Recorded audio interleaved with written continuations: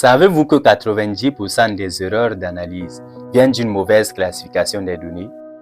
Mettre une variable catégorielle dans un modèle comme si elle était numérique, c'est comme utiliser un marteau pour viser. Aujourd'hui, je vous apprends le langage des données. Après cette vidéo, vous ne regarderez plus jamais une base de données de la même façon. Contexte. Vous êtes consultant dans une entreprise de e-commerce et un client vous soumet la base de données suivante, où on a dans la première colonne l'ID du client, puis l'âge du client, le code postal, le statut professionnel, la satisfaction estimée sur 5, le montant total des achats effectués par le client en euros. Ici, chaque colonne a un type différent. Si vous les traitez toutes de la même façon, vous allez commettre des erreurs graves. Par exemple, si vous essayez de calculer la moyenne des ID clients, c'est absurde. Faire un histogramme des codes postaux, c'est inapproprié. Faire la moyenne de satisfaction 1 à 5, c'est discutable. Classifier correctement ces données, c'est la première étape de toute analyse sérieuse. Il existe principalement deux grands types de données. Il y a les données qualitatives et les données quantitatives. Les données qualitatives, encore appelées catégorielles, et les données quantitatives ou données numériques. Dans les données qualitatives, ce sont les données qui expriment des catégories, des attributs et des qualités. On ne peut pas faire des calculs arithmétiques là-dessus. Dans les données qualitatives, on distingue deux sous-groupes. Les données nominales, ce sont les données où il n'y a pas d'ordre. Et leur mesure centrale, c'est le mode, où nous allons l'expliciter dans les prochains jours de notre formation. Par exemple, des données nominales, on a le sexe, homme ou femme, la couleur des yeux, le code postal, le secteur d'activité. De l'autre côté, on a plutôt les données ordinales qui sont hiérarchisées. Ce sont les données où il y a des ordres. Leur mesure centrale, c'est la médiane, qu'on va expliciter dans les prochains jours de notre formation. Et comme exemple des données ordinales, nous avons le niveau d'études, niveau bac, licence, master, doctorat. Ici, il y a une graduation. Le bac est inférieur à la licence, qui à son tour est inférieur au master, qui à son tour est inférieur au niveau doctorat. Il y a une suite logique. Par exemple, le degré de satisfaction, qui est estimé de 1 étoile jusqu'à 5 étoiles. Le classement dans une classe, premier, deuxième, troisième, etc.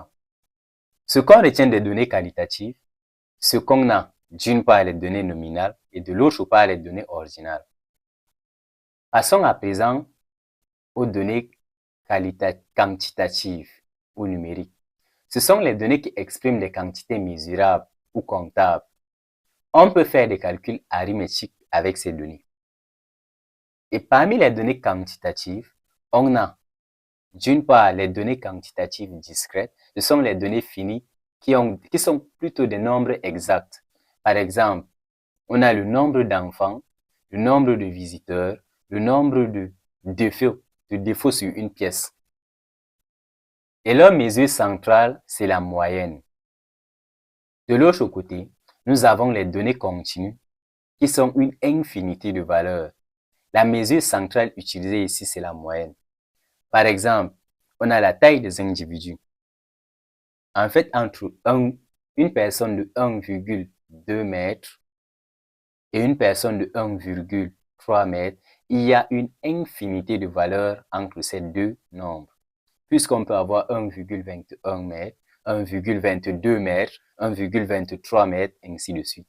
On a le poids, la température qui sont aussi les données continues, des données quantitatives continues. Alors, l'on nous présente également 4 échelles de mesure. Les échelles de mesure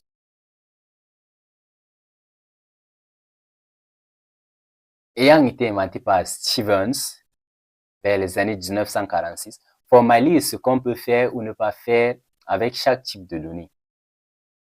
En fait, pourquoi est-ce que c'est crucial d'aborder ce sujet des échelles de mesure? Le type de données détermine quelle mesure de tendance centrale est pertinente. Quel graphique utiliser pour étudier une variable? Quelles statistiques appliquer? Ce qu'on peut interpréter ou non. Les différents types d'échelles de mesure sont donc représentés dans ce tableau ci-contre. Premièrement, on a le type nominal, le degré 1, où les opérations possibles sont l'égalité et la comparaison de différences. Une personne et deux personnes sont soit masculins, soit l'un est masculin, l'autre est féminin. On a deuxièmement le type ordinal, qui est de degré 2. Ici, en plus des opérations du type nominal, on a la supériorité et l'infériorité. Ce sont par exemple les satisfactions ou bien les niveaux d'études. On voit bien que le bac est inférieur au niveau licence, qui est à son tour inférieur au niveau master. Puis, nous parlons des types intervalles, où nous avons l'égalité, la différence, la supériorité, l'infériorité, l'addition, la soustraction. Ici, on a par exemple la température, où l'on peut additionner deux températures. Ce sont des grandeurs extensives. Puis, le dernier type, on a le ratio.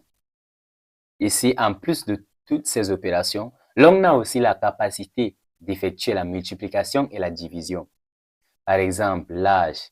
Lorsqu'on considère que 0, c'est une personne qui n'a pas d'âge. 0 comme l'âge de naissance. Le poids, la taille, les revenus. L'on peut utiliser par exemple le poids et la taille pour savoir si une personne est en surpoids ou pas. Parlons un peu des interprétations et exemples. Exemple 1.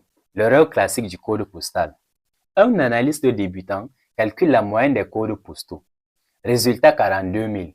En fait, cela n'a aucun sens. Le code postal est une variable nominale, pas numérique. Il faut plutôt faire un diagramme en bas des effectifs par région. Deuxième exemple, la moyenne des satisfactions. Une entreprise calcule que la satisfaction moyenne est de 3,8 sur 5.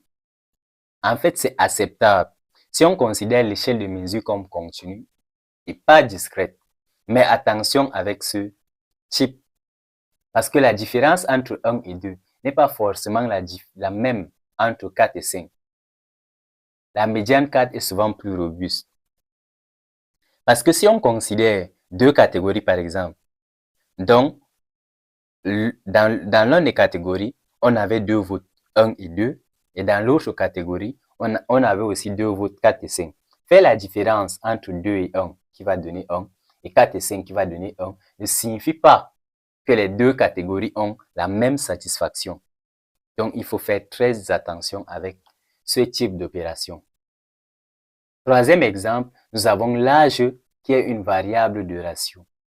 On peut dire que 40 ans est 2 fois plus âgé que 20 ans, car 0 signifie la naissance. C'est vrai pour les âges, mais ce n'est pas vrai pour la température. Parce que, direz-vous, si on peut considérer que 40 degrés, c'est 2 fois 20 degrés Celsius, ou du moins, on ne peut pas dire qu'en associant deux objets de 20 degrés de température chacun, on aura au final un objet de 40 degrés. Ce ne sont pas des grandeurs extensibles, ce n'est pas sommable.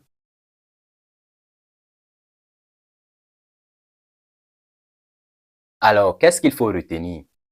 Avant de commencer une analyse, il faut ouvrir les données, identifier chaque colonne de façon soigneusement, en posant la fameuse question, de quel type appartiennent ces données?